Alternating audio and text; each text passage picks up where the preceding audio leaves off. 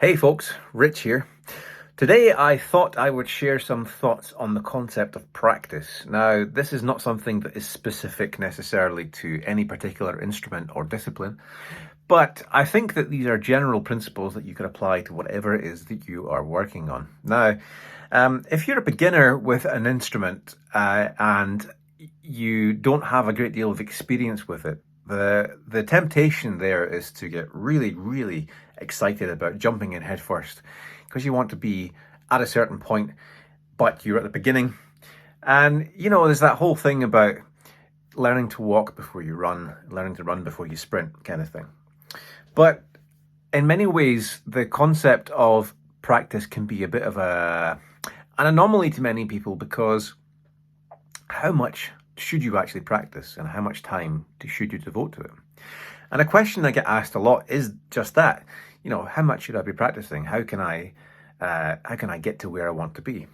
And the truth is, the answer is as complicated as it is simple.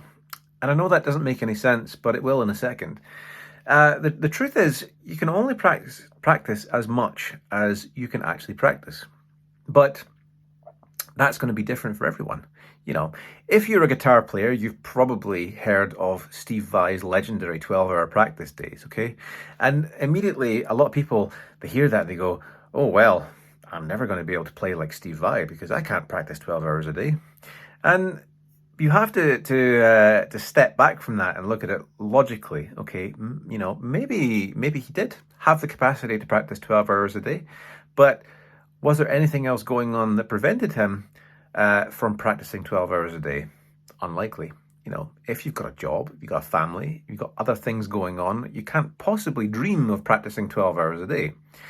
And in many ways, to be honest, it would be counterproductive to be practicing that long every single day.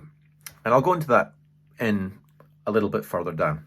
But let's start with the basic principles of practice. So the truth is that you can only practice as long as you can devote time to it. And I know that sounds really obvious, but it's also something that people don't acknowledge entirely. I have had so many students that, they have these expectations on themselves that, well, I really, I've been doing this for 3, 4, 5 months. Why am I not at this point by now? Well, that's a good question. But who said that you were going to be at that point by now? Only you. So the big thing is you need to manage your own expectations and be realistic about it, okay? Rome wasn't built in a night. Now, I know, obviously, learning an instrument, you don't expect to do it and master it overnight. Of course, no.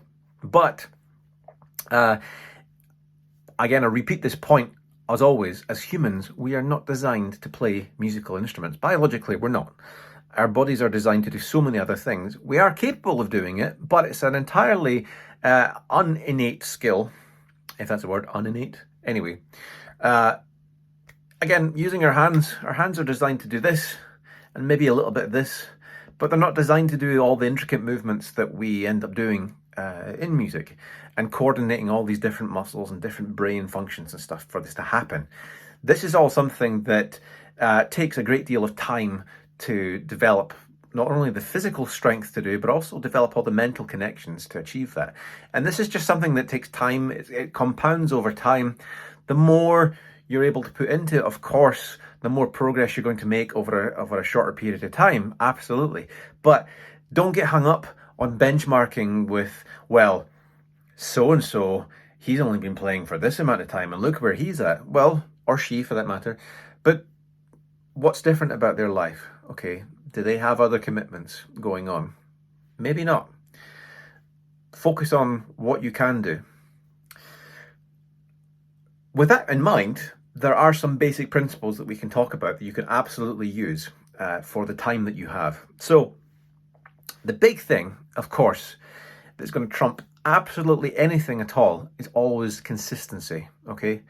If you consistently practice something, over time, it will compound. Now, if you want to read up on this idea, there's a very excellent book called The Compound Effect by a man called Darren Hardy, okay?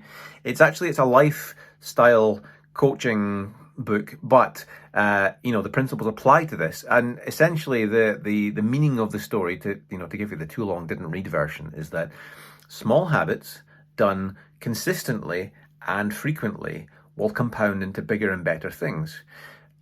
I mean, the same principle applies to pushing a car without the engine. Of course, at the beginning, it takes a great deal of effort to get it in motion, but if you consistently apply the same amount of force and you keep that car moving, you're going to compound speed.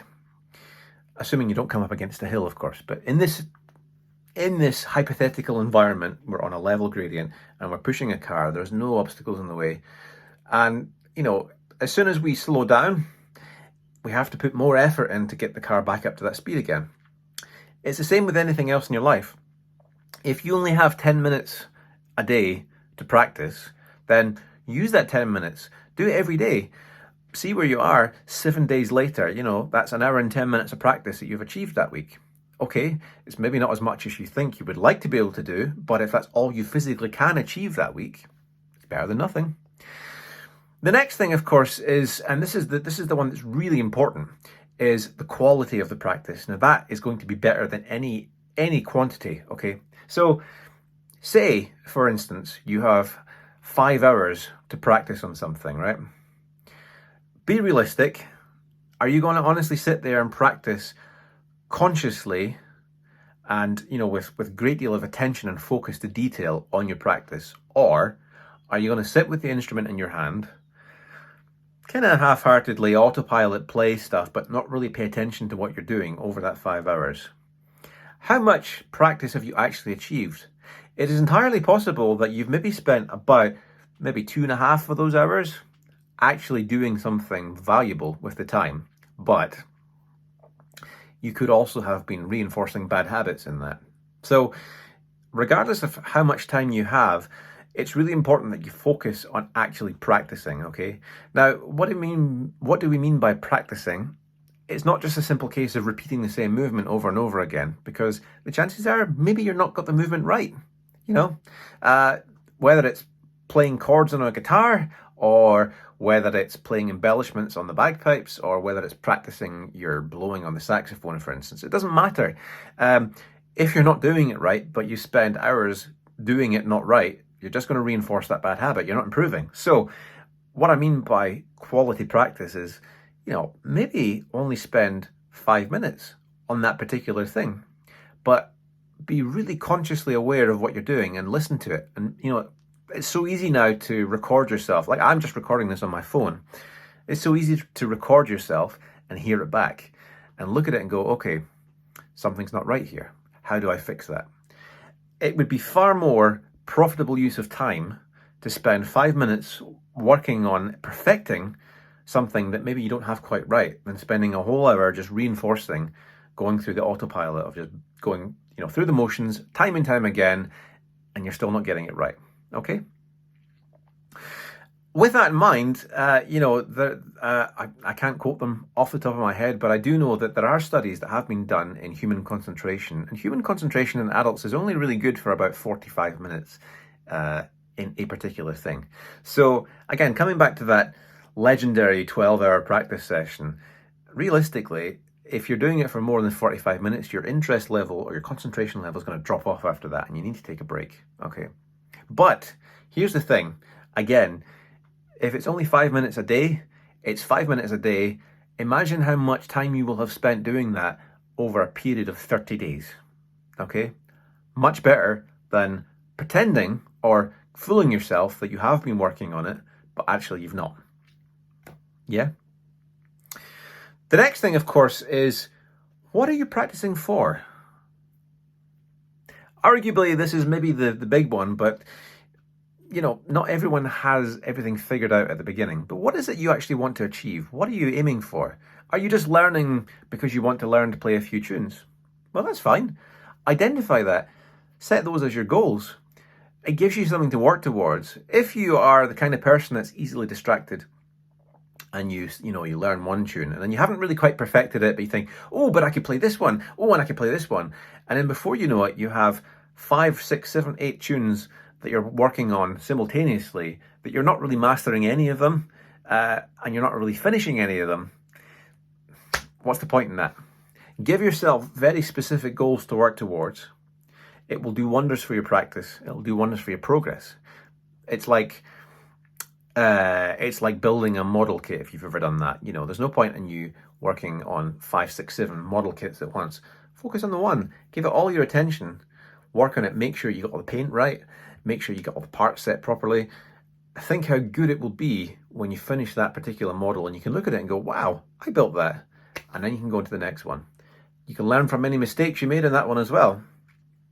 And of course, this is an ongoing process, an iterative process. The more you learn something, the more you practice it. And then when it becomes fully muscle memory, and the more you've had the opportunity to play it over and over and over again and think, right, well, I'm actually getting better at playing this particular part. Just think where you will be in 5, 6 months' time with that. The great thing about setting goals as well is it allows you to measure your progress as well. So, you know, say if coming back to the world of bagpipes, say, well, I want to learn this tune, but I have to also learn to play this embellishment to be able to play that tune properly. Well, at least you know that when you have learned to play the tune, you also know these embellishments. And then you can look back and say, right, well, in the last, like a month and a half, okay, well, I didn't know how to do that before. I can play this well. Now I can play this tune without looking at the music. Goal setting is so important, and also is measuring your progress, because like I said, it's so easy just to get lost in it and be like, well, I had a plan and then somehow I've ended up over here and I'm not really sure how I'm doing.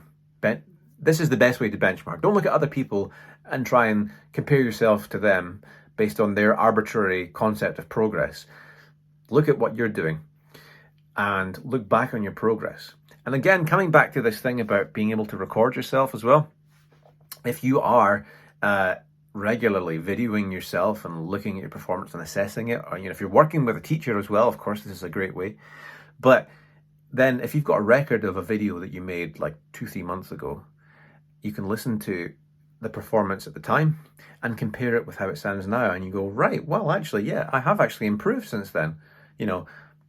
I get it now. That is a much more motivational thing than looking at someone else and thinking that you're lagging behind them because of these arbitrary concepts of progress that you have in your head. But actually, the only benchmark is really what you've done, where you've been and where you're going. And for this reason, it seems like a pointless exercise, but for this reason, it's good to keep a practice journal as well. Now, I know that a lot of people won't do that.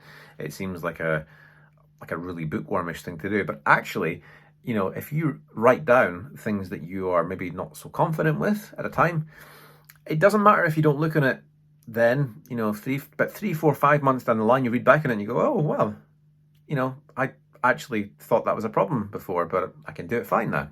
It's great. The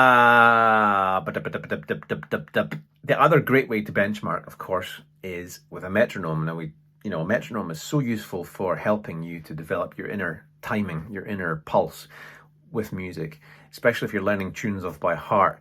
You don't want to be in a situation where you're playing them out in public and you're racing through them, or you start off at one speed and you finish up a speed that's up here. Working with a metronome is a really, really good way to help your timing improve. But the other good thing about it is, again, it helps your progress. If you know that a tune has to be played at a certain speed, but you're only able to play it here, well, say this is say this is 70 beats per minute, this is 150 beats per minute, which is over twice, obviously, because mental arithmetic. Then you could say, right, well, next week I want to try and play at 80. And then maybe next week you want to play at 90. You can see your progress going that way. It's a very useful thing to do. The most important thing that you can do, though, when practicing is just that. It's just to concentrate on what you're doing, why you're doing it, and giving it all your attention for the time that you have, but doing it regularly. There is no point in doing a 3-hour burst of practice one day and then not practicing again till the next week. It's pointless, because whatever you achieved in that 3-hour period will have gone by the time you come back next week. Your brain is constantly reaffirming and strengthening all these neural connections between the cells it makes when you work on a skill. So the more regularly you perform a particular skill, the stronger that connection becomes, and therefore the more fluent you become at it. Also, your hands develop more strength and physical capability to perform these functions. If you just do it once every now and then, you're basically just starting from scratch every time. It's like pushing that car 5 feet and then stopping and then wondering why you can't immediately get it back up to speed again. Okay, so rather than doing mammoth practice sessions, curtail it, bring it down. Say, well, I know I have 5 hours spare time today, but maybe instead of doing a whole 5 hours, maybe I'll do 30 minutes, take a break, do another 30 minutes, take a break, do another 30 minutes, take a break. But ideally, at least trying to do something 10, 15, 20 minutes every single day. You don't have to work on everything that you know. There's no point in sitting down and saying, well, I know 20 tunes, so I'm going to play all 20 of those tunes in this practice session and that's it. There's no point. Focus on the things that are not so great about your playing. Use that time wisely. It will make all the difference.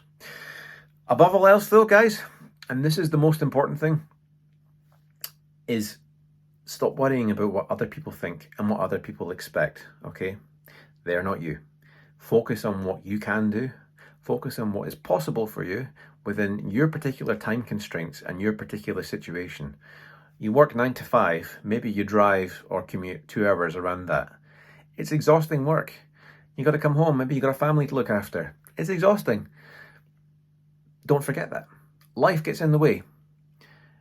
But that's not to say that it's not possible. You just have to then manage your expectations a bit better. All right?